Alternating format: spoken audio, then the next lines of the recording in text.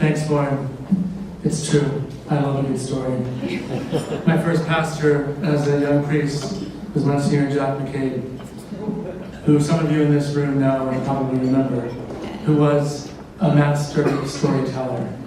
And we had such great times together, and I learned so much from him about the art of telling a story and living a part of a story. And so, just when you said that tonight, I just thought to myself how grateful right away I am to him for that experience. Just a couple of thank yous I want to give tonight. Lauren so beautifully and did such a great job of introducing people who are here tonight that we certainly want to acknowledge. Just one more group that I want to acknowledge here tonight, and that is all of the staff of the Newman Center, and all of you who are here tonight, whether you're a janitor or answer the phone or you're the director of a development, whatever your role is there, I would ask you please to stand and be acknowledged because you're so fantastic.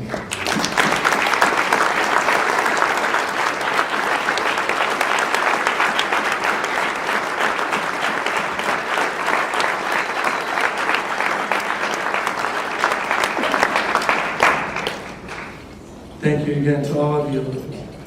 I was reminiscing in these last couple of days, thinking about how this all got started, this event, this dinner, and how the first time we had a dinner like this, we didn't call it HuskerCatholicLive. It was an anniversary of our 100th anniversary as an apostle here at the University of Nebraska, held over at the Champions Club, and I think there's probably a few of you here tonight who were there at that dinner. And similarly to that year, the previous night before, we held a Eucharistic procession. That was our first Eucharistic procession that year.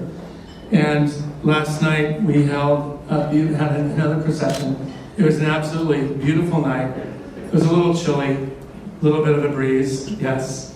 But the moon was out in its glory, and when we ended the procession and went into the sacristy after the whole thing, I said to Bishop Conley, who joined us in the procession, "It never gets old, does it?" And he said, "No, it never gets old."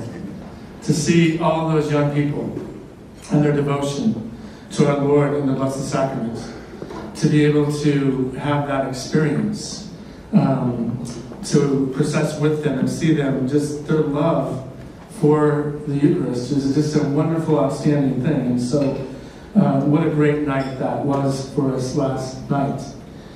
And before I go on and talk, I also now want to acknowledge, in a special way this evening, at our annual banquet, a couple of people. First, I would like to acknowledge Dr. Juan Franco, who is the former Vice Chancellor for Student Affairs here at the University of Nebraska. You see a picture of him there on your screen. And he served the past 11 years here as the Vice Chancellor for Student Affairs. And from the very first moment he arrived on his campus, he could not have been more supportive of the Newman Center, our apostolate, and what we've been doing there. In fact, he was one of the first members of our leadership council, and always gave his support in so many different ways. On Sunday mornings, at Mass, when we would have a student who would, pass out at Mass because they perhaps had a little bit too much the night before, Dr. Franco was the first one out of the pew and going over there to help them all the time. He's just so concerned always about students and the best for them. And so sadly, though, after his retirement this spring, Dr. Franco died very suddenly in August of a heart condition after he had surgery. He didn't survive. And I was able to go and to bury him in Austin, Texas, with his family at the beginning of August. But I'm so grateful to him, and so many of you here know him and his wonderful work here, that I do certainly want to acknowledge him tonight. And so thank you, Dr. Franco. Remember us as we remember you. God bless you.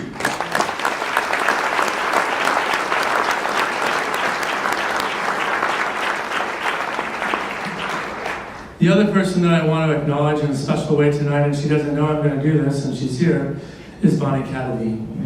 Oh, yeah.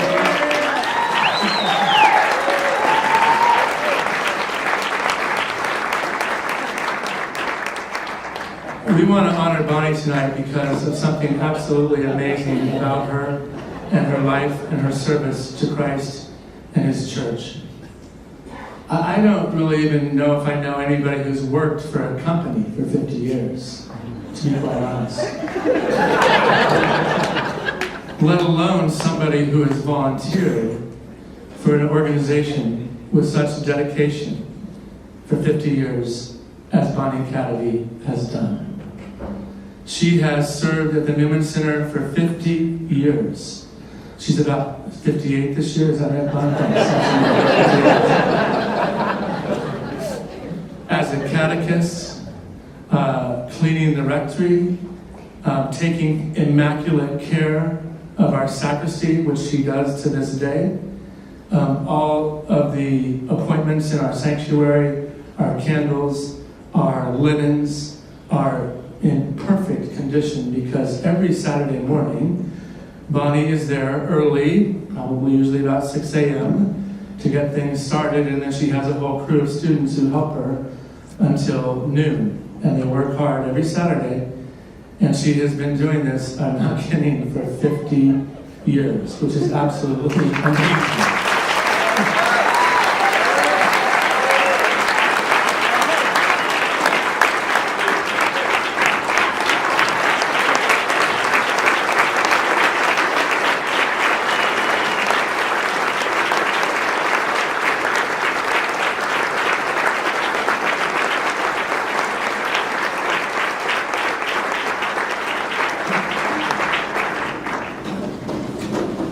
The best thing about it is that she does it for all the right purpose. She does it for God. She does it for God. It's the only reason she does it, because of her love for Him. And so thank you, Bonnie, and no, you don't get to retire because you can get 50 years. So we'll see you in the sacristy tomorrow morning. There's things to be done, and we need you, and we love you. And these roses are for you.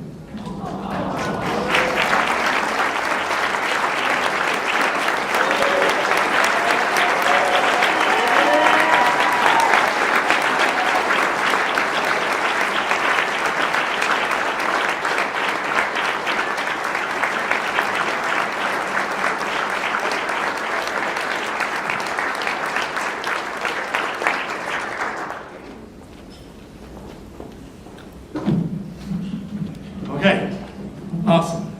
So, you heard our great speakers. I was so pleased that they could speak here tonight. Andrew, to speak about the Newman Institute, because he was one of the first students who invested and gave the Institute a chance in terms of not knowing what to expect from those classes that Dr. Free has been offering.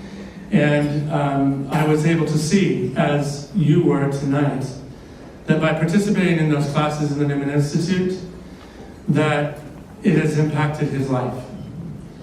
I said this after he spoke one other time to our leadership council. He is the first senior college young man that I know of, that I've ever met in 20 years of serving on a college campus, that can quote philosophers like Dietrich von Hildebrand, John Henry Newman, and the like. And so, listening to and understanding and hearing these great people from our tradition, from our history, is something that is just such a great gift. This is a dream that's been realized and is going to have a significant impact in the future, I promise you. When the time came to design our new building at the Newman Center, that was one of the first things that we talked about, being able to someday have an institute like this that would serve our students in this way. I was thinking about this morning when I was assigned to the Newman Center almost 20 years ago. I will have served there 20 years this coming June. When Bishop Ruskowitz told me that he was assigning me there, we were driving in the car, and as a good father, he was able to tell me, now, this is what I think you should do there. And this is what a good Newman Center should look like. And it included this idea of speakers, this institute, Catholic learning in this beautiful sense, opening up our great Western tradition to these young minds who were at the university. And it's happened. It's happened. And there are, yes, a good number of students who are taking advantage of that. But because the students are impacted so much by the classes And that's not just Andrew, but all of them who take them. They're talking to their friends and starting to say to them, you have to take a class at the Newman Institute.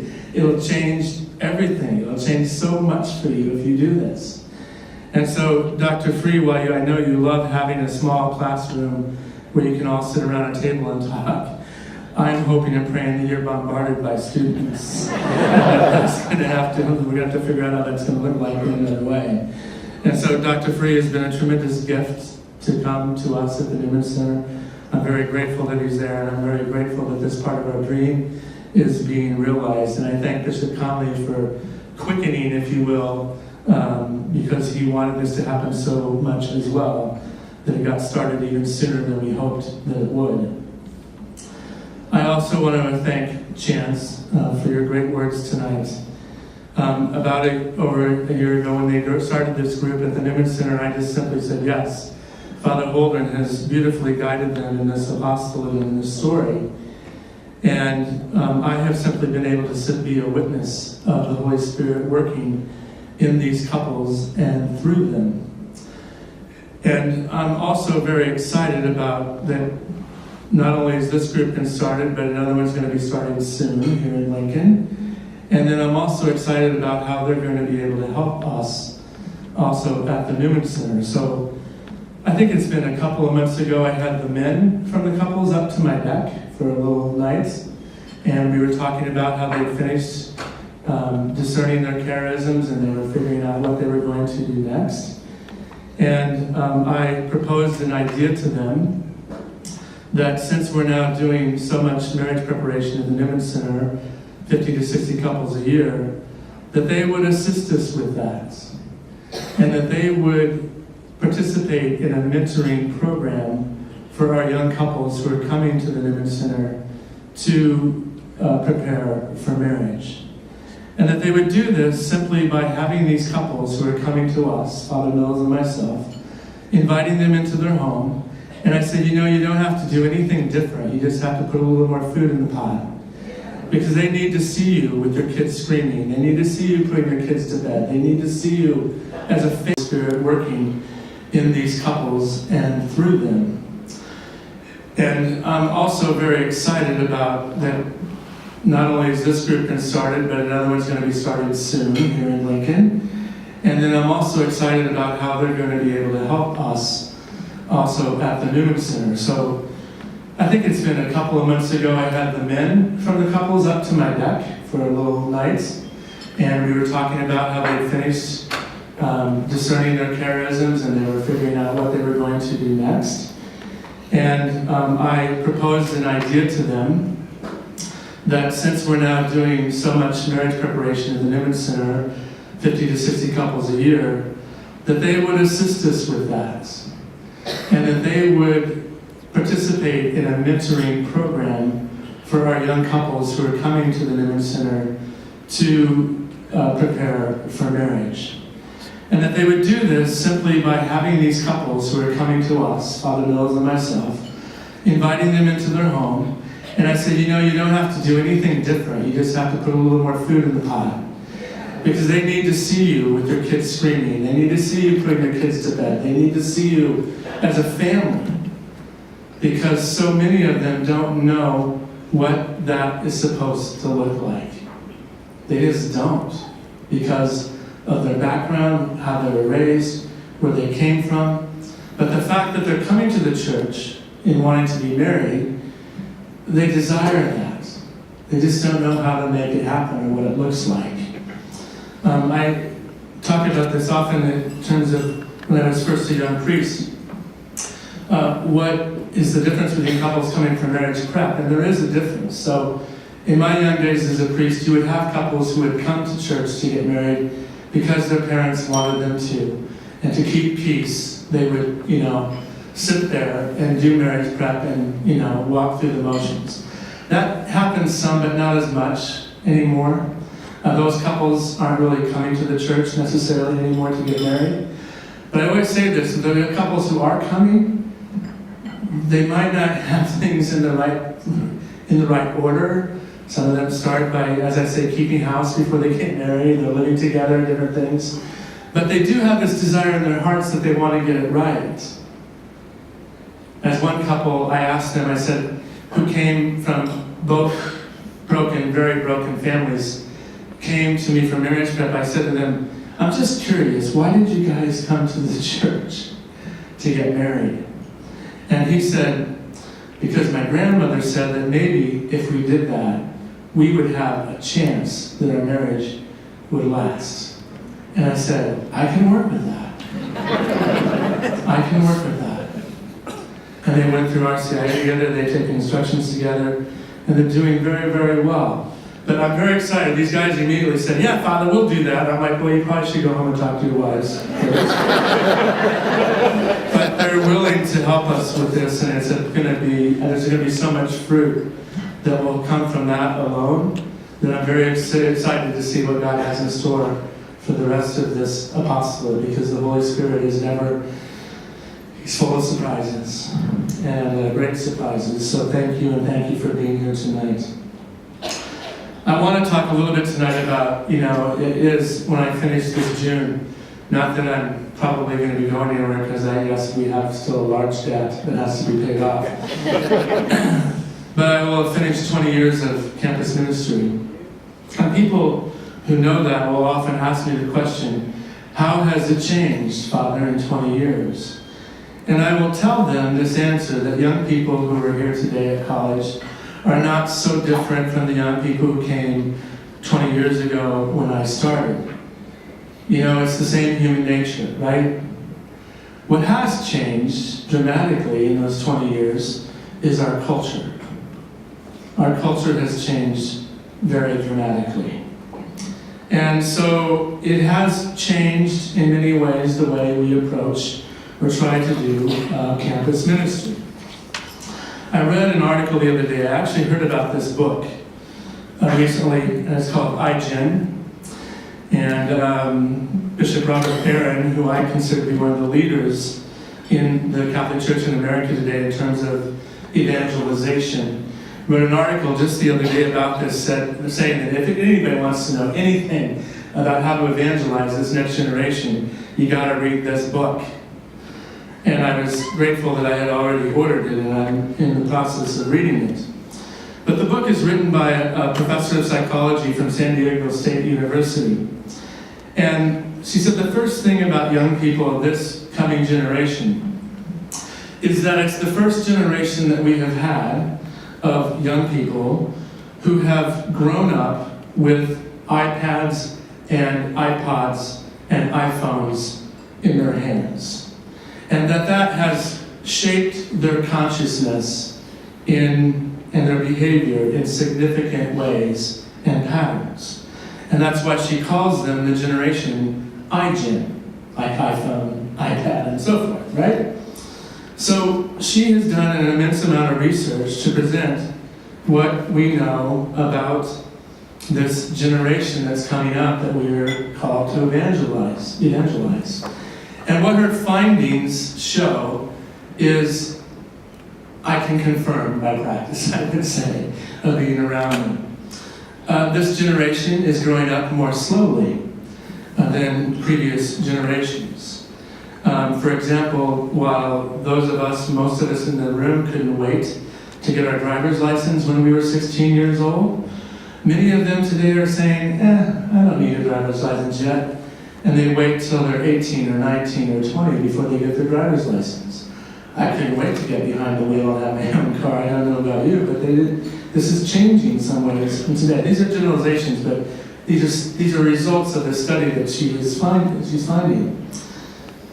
Many of them would rather text their friends on a Friday night from their home rather than go out with their friends and be with them in person. They'd rather simply stay home and text each other rather than perhaps even watching movies by themselves on their phone, rather than going out to the movies with their friends. This is a growing trend, she says, among this generation that is coming to adulthood. That results, for many of them, in the fact that they are lacking in social skills, and they experience depression more significantly in their life. That does happen, and I can tell you that it has impacted the way that we work with students. So it's not uncommon, for example, for me as a priest sitting with a young person who's a college student, and I've had many of these conversations, asking them about their social life and their friends.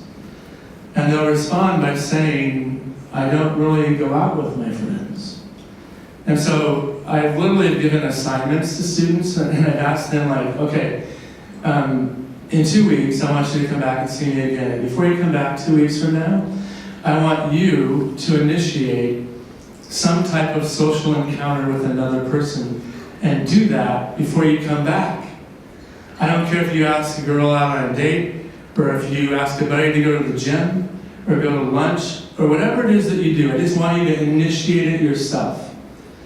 Do you think you can do that? And sometimes the responses come back and they'll say, I'll try, Father. I'll try. This is impacting our young people today. There are many other insights from her research. I could go on for a long time, but I don't want to. But I do want to certainly highlight some of her findings in terms of their thoughts about religion. Okay? So, in the 1980s, 90% of young people, when they graduate from high school, would say that they would identify with a particular religious denomination. That number has dropped by like 30% to like 60% today. And over the years, also sociologists have been arguing that while young people don't want to associate with a particular religious denomination, they do want to be spiritual. They want to be spiritual. But Dr. Twenge, in her findings, says that that is no longer true. Those who say they believe in God, those numbers have dropped dramatically. Those who say that they pray, that number has dropped dramatically.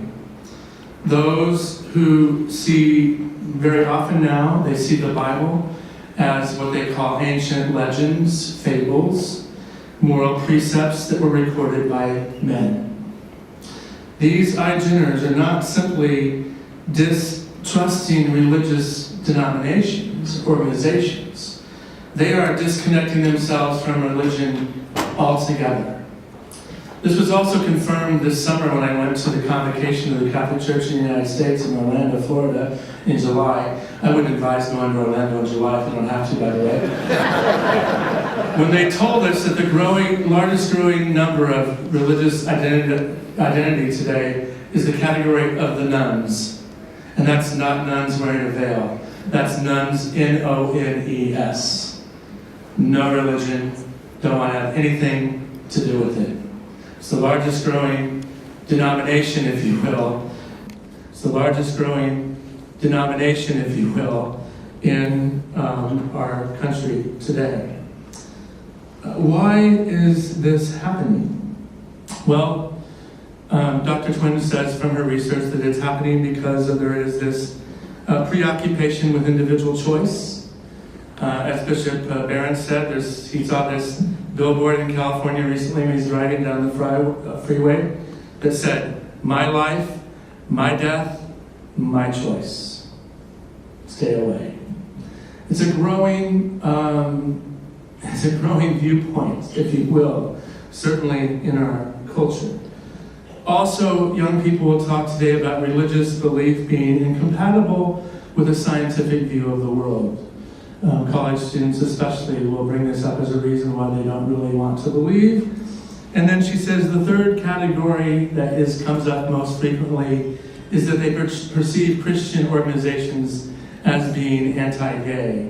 And most of them have a friend who is gay. And so because of that, they want to disassociate themselves with any church that would tell them otherwise. These are the reasons, she says, that young people today are distancing themselves from church organizations. Now that's rather dismal, I get that. But I think it's important that we understand the landscape that we're working in. It is certainly for me. And I want you to know that as well, because I want you to know what we're encountering and what we're doing.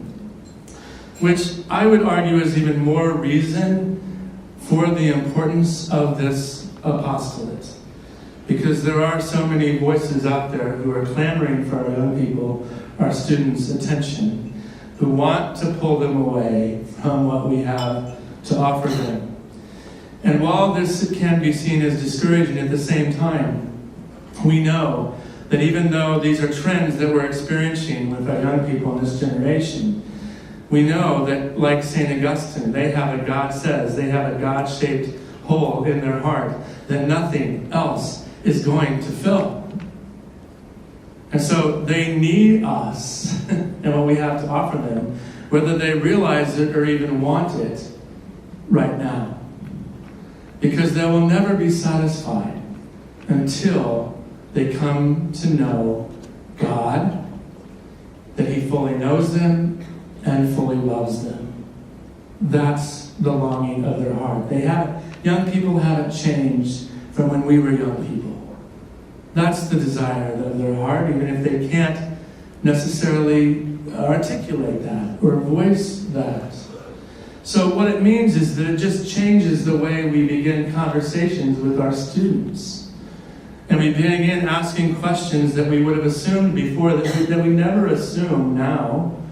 Because even though they don't necessarily believe, it doesn't mean necessarily also that they're hostile. And so some of them still come through our doors. I sat down with a young man the other night and I said, well, why don't we start at the beginning? Do you believe in God? And he said, I think I do. I think I do. I want to believe, yes, that there's a God. And I said, and what, from your experience, can you tell me makes you believe that there is a God? And he says, well, I just feel like that at times when things have been hard for me, that there's been this kind of greater force out there that's got my back. I felt it. Okay, I said to him, that's awesome. That's great. Can you tell me anything about God and what He's revealed about who He is? No, Father, I can't tell you anything about that. I don't know anything about that. These are pretty common experiences and conversations. I think Father Mills could try to back that up in terms of conversations that he has with students as well. So it's just a matter of starting from a different place, right? Because their heart does desire it. And so when I said to him the other night, I would like to help you learn more. Do you want to learn more? And his response was, yes, I want to learn more. Whatever you can do to help me, I want to learn more. I can work with that, right? We can work with that. We just have to not make assumptions about our young people in terms of where they are, in terms of their belief, in terms of what they understand of God, because they don't have very often much catechesis, if any, at all. And it's not that they don't want it even necessarily, they just don't even know how to go about finding it. And so that's why it's important to have focused missionaries who are not, we have a place for them to put their book bag in a locker at the Newman Center, but we want them to go out on campus. We want them to meet these students. We want them to be able to have these students be able to start to ask these questions. And we have to keep getting better at it. We do have to be getting better at it. I'm serving now on a board that's been kind of reconstituted called the Catholic Campus Ministry Association. And it's made up of people who are in campus ministry from the United States. And I joined it. I have a friend of mine who's a chaplain at the University of Wisconsin-Madison kind of tricked me into joining it. I kind of blame him for that to this day. But, Pat Lencioni, who's a great friend of the church, a great Catholic who lives in the Bay Area, has joined us as well. And Pat's done a lot of work in terms of motivating and helping companies, like top 500 companies, get better. And where he literally is like, he'll come to a company and they pay him $10,000 a day to come and do this thing. And now he wants to help the church. But he said to us, you guys that are doing really well, that people talk about in campus ministry all the time, you're reaching probably about 30% of your constituents. that you have that you should be trying to impact? And we're all like, yeah. And he said, you know what we call that in business? And we're like, what? He's like, we call that failing miserably. Thanks for that encouragement, Pat. But it's a good thing that he's asking. It's like, well, what are you doing for the 70%? What are you trying to do to reach them? What are you trying to do to get in front of them? And it is a good question that we are starting to ask and starting to think about, that we just can't do the things the way we've always necessarily done them. And so I thank you so much for your support of what we're trying to do in our ministry. We literally do see lives change all the time. We see the grace of the Holy Spirit, and you can see it in the words that Andrew shared and the words that Chance and Laura shared. We see the Holy Spirit working in these young people's lives in this beautiful way every day. But at the same time, there's so much more certainly to do. And it is the desire of their hearts. Very often, as I said, what they really want and what they long for is to be fully known and fully loved. That's what all of us want, really. Isn't it? So this came to me, and this is what I'm going to end with, this summer when I was on retreat, with a priest from London, Father Alexander Sherbrooke, who is this very polite gentleman who runs a beautiful parish in Soho in London, which is an interesting place. If you've ever been there or know what Soho is like, part of the theatre district in the city of London. And he's this very kind, tall, genteel man, beautiful with these massive eyebrows. I call them caterpillar eyebrows. And he was talking about his work of evangelization in Soho. And he talked about working with prostitutes and so many others and people who he reaches out to, they reach out to in this ministry. And he says, in the end, no matter who they are, they do want to be fully known and fully loved. And that is the desire of all of our hearts, but in the same time, it's a fear that many of us live with, and our young people live with the fear in these terms, because they literally have an idea in their head sometimes that if I was fully known by this person, if they knew everything that they could know about me, they wouldn't love me. And also it's true that, because and we don't want that, right? We want to be fully known and fully loved. Or to be fully loved by somebody without being fully known is also insufficient, because to have somebody love us and we know that they don't know everything about this makes us feel like that love is probably kind of superficial.